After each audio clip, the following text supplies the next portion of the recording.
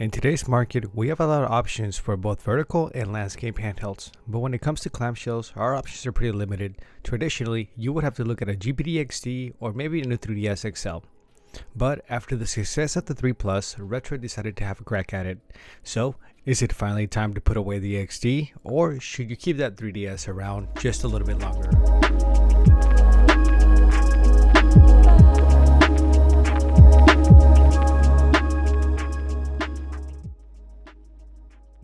The Flip comes in at $165 plus $15 for the grip, which I definitely recommend you get.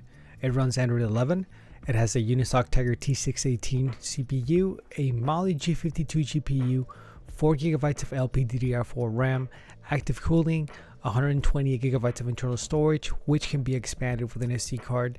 The screen is a 4.7-inch 750 by 1334 IPS, which means your games can run up to 720p. For Wi-Fi, we have 2.4 and 5G and Bluetooth 5.0. The battery is a 5000 mAh battery, which means you can get about 3.5 to 8 hours of gameplay depending on what you're trying to run. You can also extend it a little bit more if you adjust some settings like battery saver and turning off Wi-Fi. For charging, it uses USB Type-C. You have a micro HDMI out, which supports up to 720p, and you have 6-axis gyro, which is pretty useful for some Android games and for the limited amount of Wii games that the system can actually support. Alright, so taking a look at the handheld itself, first we're going to talk about build and ergonomics, and since this is a clamshell, that means you're not going to have to worry about throwing this in your pocket or in a bag because the screen's not going to get scratched up. It's just one of the benefits of this form factor. Now, taking a look around, on the bottom we have our power button. Next to that we have our headphone jack. On the side we have a TF card slot cover, which just adds a little bit extra protection. On the other side we have our volume rocker, and that's going to be it for the sides. On the back we have our fan intake. On top we have our vent, and I'm going to leave the smelling of that to the professionals. And on the side of our intake we have our speaker grills, which it's unfortunate that they're placed back here because the sound's going to be projected away from you, but luckily because of how you're going to be holding this, you're going to redirect that back at you. Now that's still not great, but it's not as bad as you would expect with the speakers being back there. And it does get pretty loud, so not a whole lot to complain there.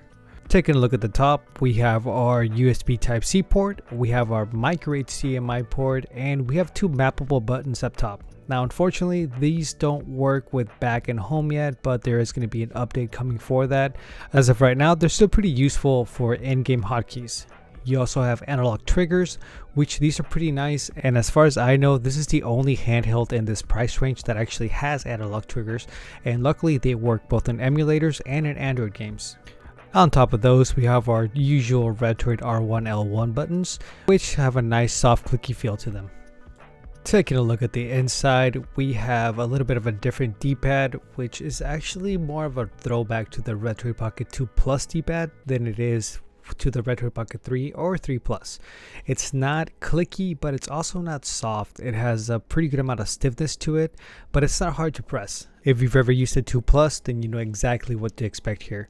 Same thing goes for the buttons. It really feels like they were going back to that style with that more retro type of feel, which I can appreciate. Even though the 3 Plus buttons, basically beta style buttons, did grow on me, I still like this for more of the older systems. Now this is still a very precise D-pad, it's just not going to have that clicky softness that the 3 Plus has. Taking a look at the sliders, they are clickable and they are analog. Now unfortunately, if you're pressing up and try to use R3 or L3, you can't get any input. It only works when it's in the middle, but that's a part of the compromise that you have to make when you're making something this small with a battery that big. But you know, it's not ideal, but it's still, these are great sliders and they're perfectly usable for most games. And finally, start and select, they're just your typical clicky start and select that you'll find on most retro handhelds. So that's the general layout and feel of the buttons. Now let's talk about the ergonomics of it, because there's a little bit of weirdness going on here. And unfortunately, again, that just comes with the shape of it. When you're holding it and using the D-pad and L1, R1, it's actually very comfortable. You know, it's a very ergonomic handheld as far as that side of things is concerned. Everything's within reach and it's pretty good. Now, when using the sliders and you're trying to use the analog triggers, this is where it gets a little bit uncomfortable. It's still pretty doable and you'll adapt after a little bit of time, but unfortunately when you first grab it, your first instinct is going to be to almost like a PlayStation controller, where you want to grab a grip when you're using it. It just feels weird. After a while you adapt to it and you just kind of get used to holding it that way, but just keep in mind that at first it is going to feel like you should be grabbing something that's just not there. When you're using L1R1, there's no real issues, but it almost feels like the bump from the screen actually gets in the way. It doesn't. You still get full press of the button and it doesn't actually stop you from using it. It's just, it kind of feels like it's in the way. But overall, it's a very comfortable handheld. It's just, it takes a little bit of getting used to. And by a little bit, I mean a couple minutes. After holding it for a little bit of time, you get used to it and you completely forget about it. Now, if you do have the grip, that makes a huge difference. And we'll cover that when we talk about streaming, because it really helps out when you're trying to play shooters. Now, talking about the hinge, there's been some unfortunate reports of the hinges breaking or cracking. Now, I haven't had any issues with mine. It mostly happens in the front, and as you can see here, there isn't any signs of that happening here.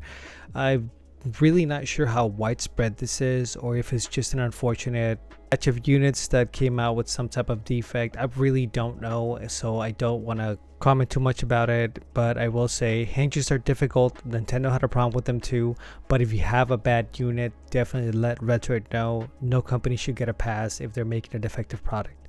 Not saying that they are, but if you're having issues, contact them.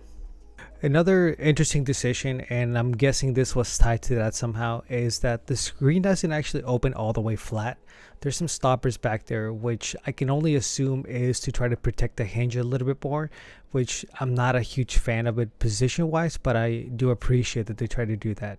If you take a look at the new 3DS XL here, you can see it goes flat all the way, so you get those nice clicks. Fortunately, the flip doesn't go all the way back. It does stop at a little bit more than 45 degrees. It's still comfortable. The screen still could be facing at you. It's just sometimes, like when you're laying in bed, it would have been nice to be able to get the screen to go all the way flat, just so that it faces you a little bit more. But overall, it's still pretty comfortable. With making this video, I actually had a pretty hard time keeping reflections off of it because of that angle. So I apologize for that. I hope it's not too distracting. I did try my best though. The fan is another hot topic for the Flip, because unfortunately the way it is out of the box, it doesn't do a whole lot to keep the system cooler. You're still going to feel like it's heating up a lot in your hands, and if you actually look at the temperatures, it's not going to drop in that much. Now, this isn't actually a fault of the fan, but of the design of the heatsink. The heatsink is doing a great job of dispersing the heat, but unfortunately it's also blocking the fan. And I'll show you a picture here so you can kind of see what I mean, and it's also going to show you what I did to improve it, and I'll show you some temperatures here in a little bit of how much of a difference it actually makes once I kind of clear things up for it. Before I do that, let me show you how loud the fan can be, because this fan is surprisingly loud and it's pretty high pitched. So doing this mod could help you with that sound, but keep in mind, if you do it, you are going to avoid whatever warranty you could get. So do this at your own risk. I really don't suggest doing anything like this unless you already have some experience taking handhelds apart and you're okay with the risk of doing that.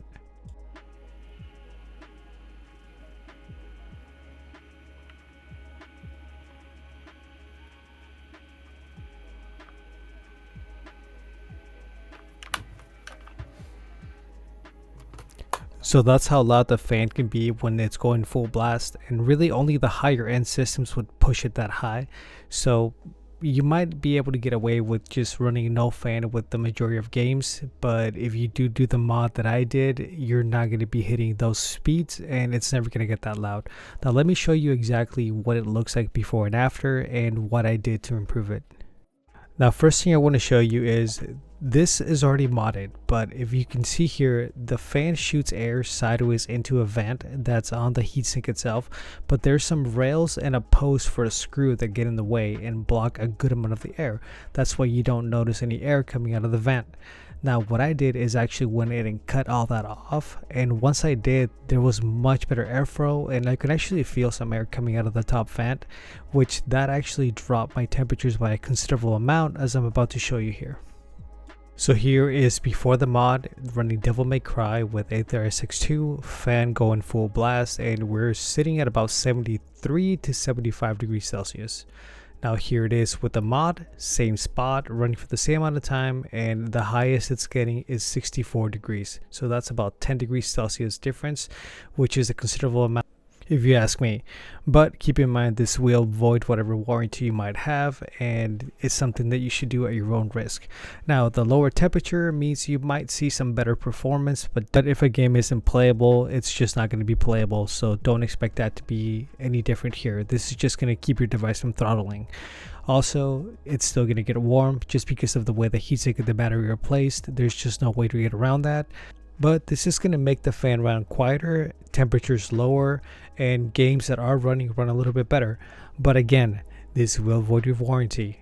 Very low chance of damaging anything because you're just taking off some metal, but still keep that in mind. Now we're going to take a look at the inputs, and first we're going to start with the D-pad, which if you ask me is one of the most important components. And as you can see here, I'm going rapidly back and forth and I'm not getting any accidental inputs, but I can still go around and get all the diagonals that I need. So playing games that require precise movement are not going to be an issue with this. So even if I really push the wiggle test, I'm not going to get any accidental inputs. So if you're playing something like Contra, or like I said, any game that requires precise movement, you're not going to have problems with that. The majority of games you're going to be able to play on this, the D-pad is going to be huge. Since it's put in such a prime position, you definitely want a good experience with it. And even though it's firm, it's not hard to press. It's just overall very, very enjoyable. And overall more retro feel versus what we have in the 3 Plus.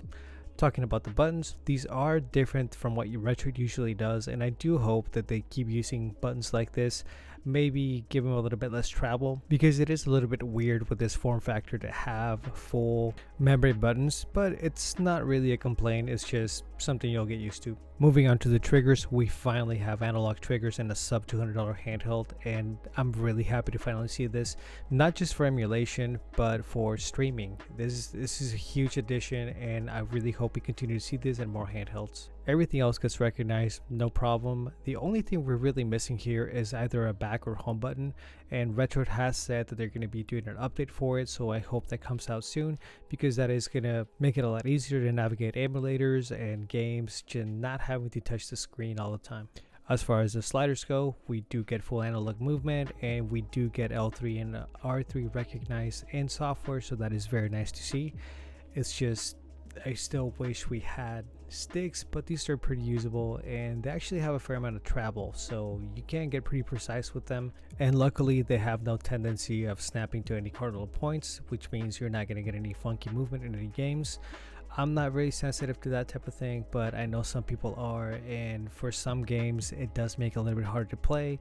Mario 64 is a great example of that. You might get some jerky movement if you do have some cardinal snapping, but with these that's not a problem, so it should be smooth sailing. And I just want to make it clear that even though these aren't my first choice, these are great sliders. These are actually better than what's on a 3DS, which I never had a problem with that. It's just, hey, if I gotta be nitpicky about something, this would be it. It's really not a bad experience at all. So yeah, every input gets recognized as it should, which is exactly what I would expect, since Retroid has been putting a lot of work into their Android build, and you can really see it with just how well everything's put together. Speaking of that Android build, the Flip comes with Android 11 out of the box, and as of right now there are no custom firmware options. However, there will be an option to load Garlic later on. Seraph is currently working on it, and if you want a more simplified Linux experience, more for the lower systems, that might be your best option. But as it is, there's really no need to flash a custom Android version, because Retroid's actually done a really good job of optimizing it and actually supporting it. So there has been a few updates, and like I mentioned earlier, there will be a couple more. Now, this isn't to say that this is a perfect version of Android or that there are no bugs in the software. One of the most noticeable ones is the screen doesn't always turn on when you flip it open. It does if you open it and then close it and open it again really quick after a couple seconds, about 10 seconds give or take. you will get the screen turning on, but if it's been closed for a long period of time and you flip it open, you're not going to see that screen come on. You're going to have to use the power button to get it to wake up. Now this isn't a huge deal, and I'm hoping that Retroid does fix this in a future update, but as it is right now, it's just a minor thing. Again, we're just being nitpicky right now. As far as the rest of the interface, you are dealing with your standard Android, so if you're used to having an Android phone, you'll feel right at home on this.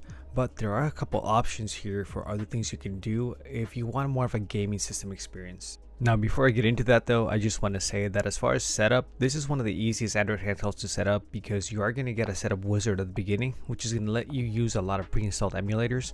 Now they aren't going to be running the most up-to-date versions, but if you just want something that's going to be ready to play out of the box, just add your own games, this is going to be a great choice.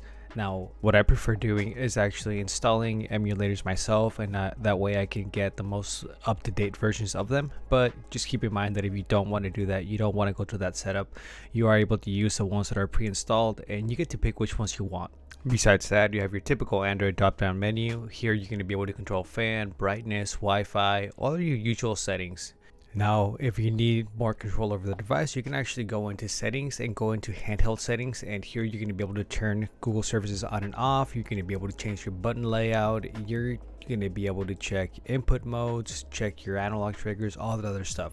So you do have a lot of options here. Even though you are using Android, it does feel a lot more like a gaming handheld.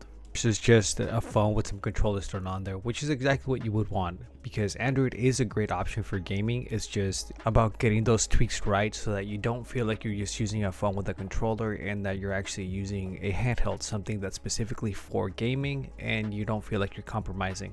Now, one other thing to do here is if you do have apps that are being shut down because of resource use or running in the background, you can whitelist them so that the system leaves them on. I've gone ahead and whitelisted most of the emulators and my Android games on here so I don't have to worry about them crashing or just randomly exiting. That's about it for your usual Android settings. Now, let's move on and talk about the Retroid launcher. Now, typically, I would just go ahead and set up Daigisho and just be done with it, but this time I decided to actually use the built-in launcher just to see what the experience would be like, and I was pleasantly surprised. It's a pretty easy to set up, and I do like the interface. It's very Switch-like. Now, there are some things that could be better about it, like the loading speed of the images is a little bit slow, same thing for downloading them, but other than that, it's actually pretty easy to use, and if you wanted to just stick with what's already on the device, this is a great option. The nice thing about it is that once you go into the launcher, you don't really need to interact with the screen a lot outside of just setting it up the first time. Other than that, you're going to be able to do everything with just the controllers. Adding your game is actually pretty easy. So once you open up the system you want to load games for, you go into ROMs, you go to add, you're going to find your SD card or internal storage depending where you have your games on it, and then you're going to go down to the folder and pick the system that you want to scan. So once you do that, you're going to press OK, and you're going to go ahead and press scan, and that's going to start scanning and get all your artwork done and set everything up for you. Now, not every game is going to be perfect. You are going to get a few that it's just not going to find the right art for it, but it's changes that is pretty easy. But it's pretty fast to go from loading games to actually playing a game. As you can see here, I just pressed it, I let it do its thing, waited a couple seconds, and I'm ready to go. I'm ready to play. You are going to have to go in and set up the emulator yourself, so the launcher isn't going to take care of that for you, at least not that I'm aware of. Maybe if you used the built-in emulators, you might have had that, but I'm really not sure because I just went ahead and used my own. But yeah, overall, it's pretty easy to set it up, and if you don't want to deal with regular Android, just invest a few minutes to get this done, and you're going to have a great handheld, and you're going to feel, again, like you're using a gaming device, not a phone with some controllers. And that's exactly how it should be. So now let's get into games, and first off, let's talk about Android games, because this is an Android handheld. So one of the big benefits is that all of those popular Android games, Call of Duty and Genshin Impact, are going to be completely playable on this. Now, I did mention earlier that the sliders aren't exactly the best for shooters, but luckily Call of Duty Mobile is actually pretty forgiving with that, and it's a pretty nice experience playing it on here, especially because your hands don't get in the way of the screen with some other smaller handhelds. You can actually just get lost in the game itself once you get used to the sliders. And because we can't take advantage of screen mapping, it's actually a really good experience with pretty much any Android game as long as you can find the right settings for it. So to get those key maps working, all you do is swipe left and that's going to bring out the menu and go with key adapter. That's going to let you place buttons on the screen that are going to be linked to the button on the device itself, and it's really easy to do. You just drag another button, put it where you want it, press the button, and that's it. If it's a stick and you want to change the behavior of it, all you do is press it again on the screen, and it's going to let you adjust a bunch of things. So if you're going to be using it as a camera or as movement, you're going to have those options available so you can get the best experience out of it. This is really big for Android, and I'm really glad it's here and that it's actually pretty well developed, because I didn't really notice any weird issues with it as far as it like going out or just being inconsistent. For other games like Dead Cells, you don't even have to worry about that. You just go ahead and load up the game and it's going to recognize the controller right away.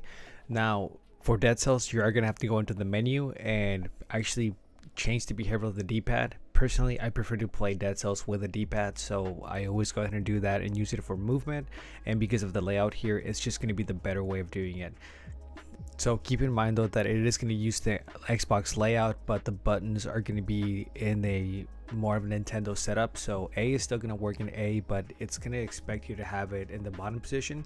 So it might feel a little bit weird. You could probably go in and remap that. I just didn't bother with it. I just left things as it is. But yeah, if you're used to playing Dead Cells on a PC or on Xbox, it's going to feel a little bit weird at first.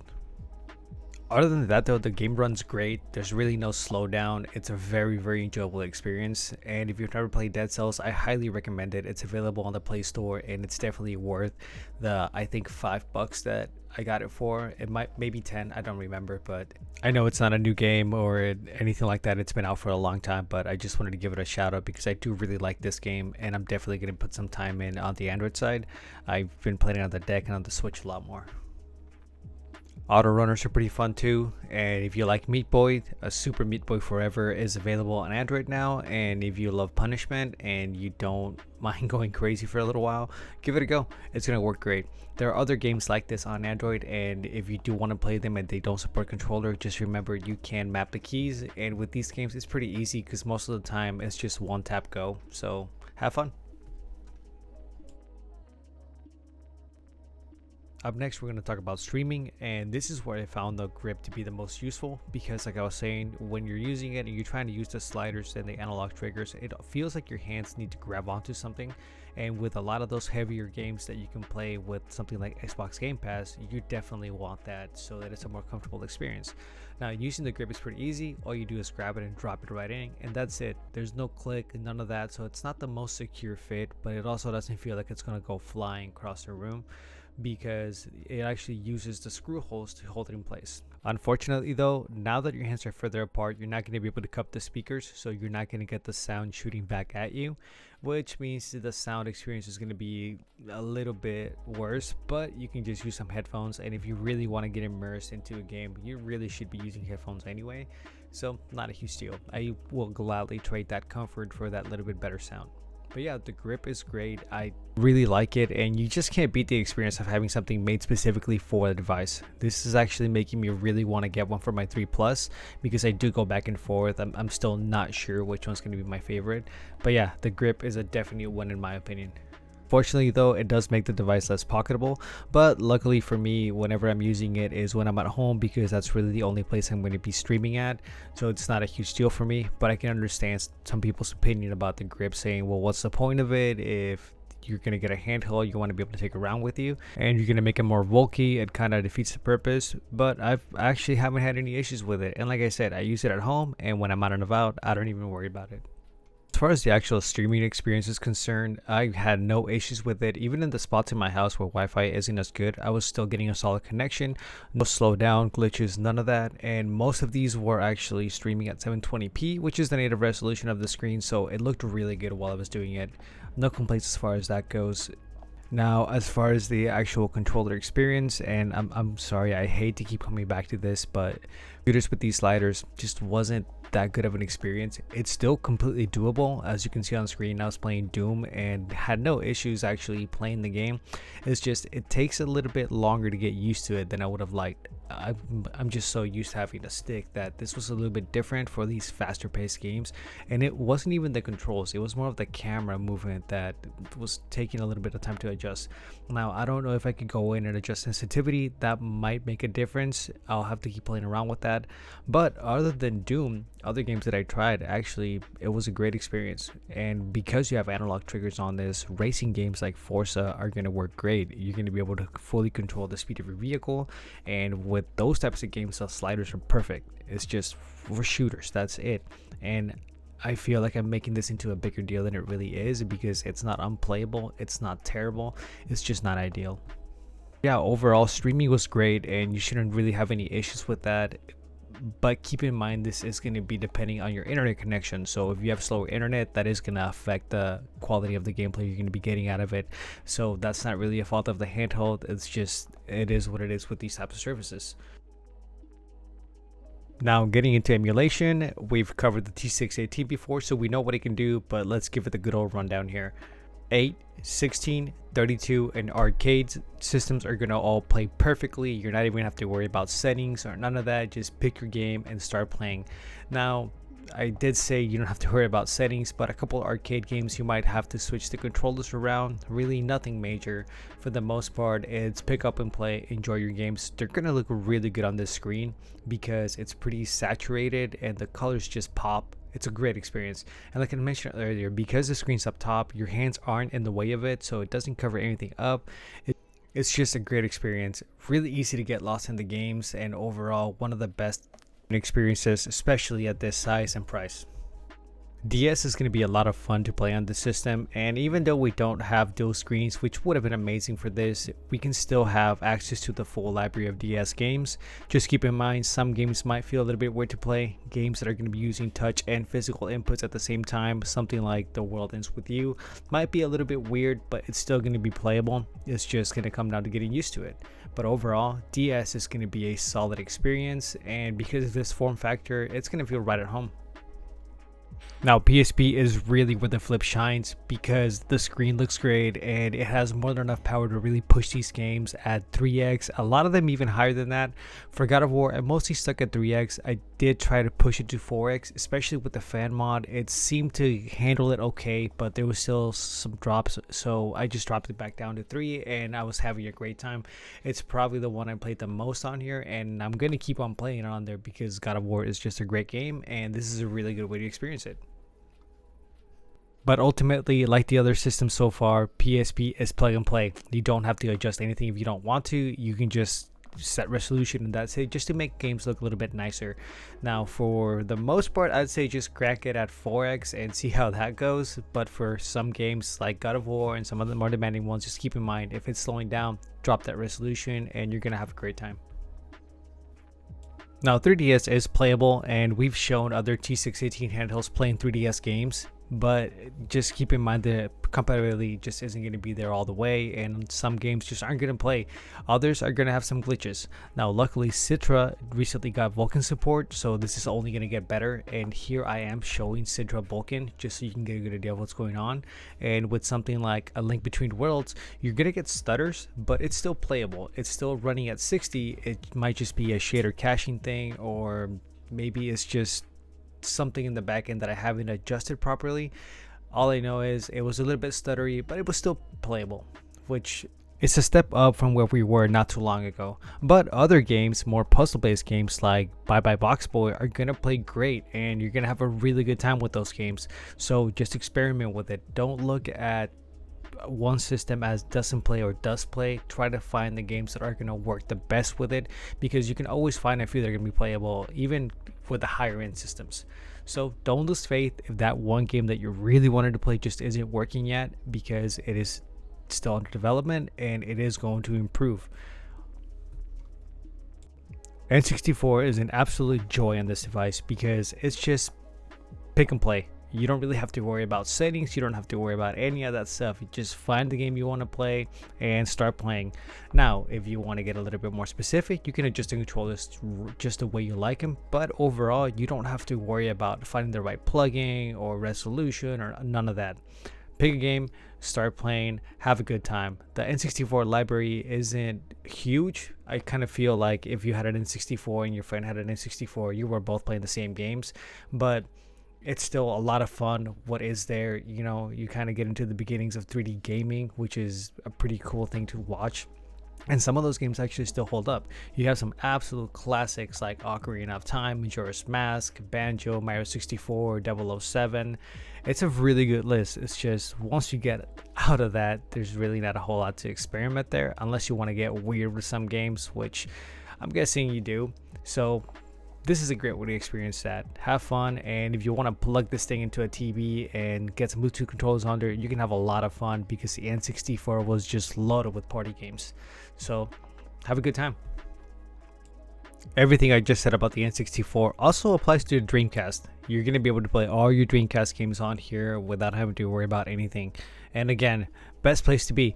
That way you can actually get to playing games. Now, I enjoy tinkering as much as anybody else, but sometimes I just want the game to work. So I'm glad we're finally at a spot where we can grab a handheld that's under 200 bucks, and you know everything up to that is going to play without any issues. It's a really good place to be, and I'm excited to finally have a clamshell that can handle all these things and then some without me having to worry about settings and all that other stuff. And finally, we're going to move on to the higher end systems, starting off with GameCube, and this is really where the tinkering starts. So I wouldn't get this handheld specifically for GameCube and PS2 emulation, but you are going to get a good amount of games working. Just keep in mind you are going to have to do a couple things to get everything running right, starting with using PAL ROMs because they're going to be easier to hit full speed on, and you are going to have to adjust the resolution. So for a lot of these games you're gonna have to go under 1x resolution. Now surprisingly, some of the games like Super Mario Sunshine are gonna work at 1x no problem. You're gonna have to use a less accurate version of Dolphin, which is Dolphin for handhelds, but it's still going to be a good experience. Just keep in mind that you are going to have to use sub 1x resolution for some games. You're going to be running some hacks, and you're going to have to use PAL ROMs. If you're okay with those things, then yes, a lot of GameCube games are completely playable and will run full speed, all things considered. So you will have a good time with GameCube. It's just keep in mind that you're going to have to put some work in for those. With PlayStation, compatibility is a little bit worse, and unfortunately that emulator is not under development anymore, so you're still going to get a lot of games that are working. It's just if a game isn't playing right now, it's not going to play anytime in the future unless you get a more powerful device. But a lot of games are going to be fully playable, so don't lose hope as far as PS2 goes. And remember, you do have sub 1x render resolution, and you can overclock, underclock to get games running a little bit better. It's just you gotta put some work for some of them. Other games like the Persona games and Kingdom Hearts, you can just load up and they'll play right away. It's just about trial and error, unfortunately. But remember, these systems are a bonus. This isn't the system you would get if GameCube and PS2 was the main thing you wanted to play. It's really nice that a good amount of the library is going to be fully playable here. And finally, we have Switch. So not a lot of games are going to work, but lighter games like Sonic Mania, Celeste, The Messenger, things like that, they're going to work. But these are indie games, so please buy in somewhere else first if you really want to emulate them, because these are made by smaller teams, so they really should get their compensation for all the work they put in there. Alright, so that being said, lighter games will work, but keep in mind that Skyline is no longer in development, so we're not going to see any more improvement here, and Yuzu unfortunately only works with Snapdragon CPUs, so we're not going to see a version of Yuzu for the Retroid Pocket Flip, at least not anytime soon. Who knows, maybe in the future we'll see a fork of it, but as of right now, this is what we've got. But it is still pretty amazing to be able to play these games. Now, some of them will also have Android ports, so keep an eye out for that. If you can get it on Android, get it there, but if you can't and there's a game that you really want to play on here that you already own on PC or somewhere else, give it a go. Who knows, you might get lucky and it might be one of those games that runs full speed. So in conclusion, I think the Retroid Pocket Flip is one of the best handhelds you can get. Yes, you are going to have to compromise on a couple things because you're getting a clamshell, but overall I think the compromises are pretty small and you are going to be set with a great handheld that's going to provide an awesome experience for not just retro but modern gaming too. The streaming capabilities of it are really good, especially with those analog triggers. And as far as the power in it, you have more than enough for most of the older systems. Yes, GameCube and PS2 are a little bit of a hit and miss, but this isn't really the device you'd be getting for that. And understand that for the price, the performance is amazing. You have to keep in mind that for under $200, you have a device that you can grab, throw in your pocket, in your bag. You don't have to worry about getting scratched up. You don't have to worry about anything happening to it in there. You don't have to get a separate case for it. It's ready to go whenever you are. and you can play a massive amount of games, all the way down from Atari all the way up to streaming the latest systems. So that is just awesome. Now, that being said, if you already own a 3 Plus or another T618 handheld, then it's not going to be wildly worth it for you, just because you're going to get very similar, if not the same level of performance from those other ones. But if form factor is important to you, or you don't own one yet, this is definitely the one to get. I really hope this video was informative and that anything you were wondering about the Flip was covered here. If there's anything else you'd like to see, any other questions you might have, don't forget to leave them in the comments. Always love to see the interaction there, and I'm always excited when somebody brings me something new or lets me know something I missed. If there's anything here that I didn't cover that you felt I should have, please let me know. It's only going to help me make these videos better in the future, because really the reason I do this is I want to put something out there that you're going to enjoy watching, and something that I would enjoy watching myself. So definitely let us know down there in the comments, and thank you so much for watching. Again, I hope you enjoyed it. Have a great day.